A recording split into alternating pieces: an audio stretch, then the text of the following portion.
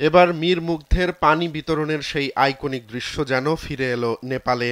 সম্প্রতি সামাজিক যোগাযোগ মাধ্যমে ভাইরাল হওয়া একটি ভিডিওতে দেখা যায় গাড়িতে পানি বিতরণ করছে একদল তরুণ। বাংলাদেশের জুলাই আন্দোলন চলাকালীন 18 জুলাই রাজধানীর উত্তরা আজমপুর এলাকায় মীর মাহফুজুর রহমান মুগ্ধর পানি বিতরণের একটি ভিডিও সামাজিক যোগাযোগ মাধ্যমে ছড়িয়ে পড়ে। এর কিছুক্ষণের মধ্যেই আইনশৃঙ্খলা রক্ষাকারী বাহিনীর সদস্যদের গুলিতে নিহত হন মুগ্ধ। তার পানি বিতরণের ওই ভিডিও সামাজিক যোগাযোগ মাধ্যমে ঝড় তোলে, আন্দোলন পায় নতুন মাত্রা। আন্দোলনের এক পর্যায়ে পদত্যাগ করে ভারতে পালিয়ে যেতে বাধ্য হন তৎকালীন প্রধানমন্ত্রী শেখ হাসিনা। ভাইরাল হওয়া ভিডিওতে দেখা যায় নেপালের একটি রাস্তায় ক্লান্ত আন্দোলনকারীদের মাঝে পানি বিতরণ করছেন কয়েকজন তরুণ।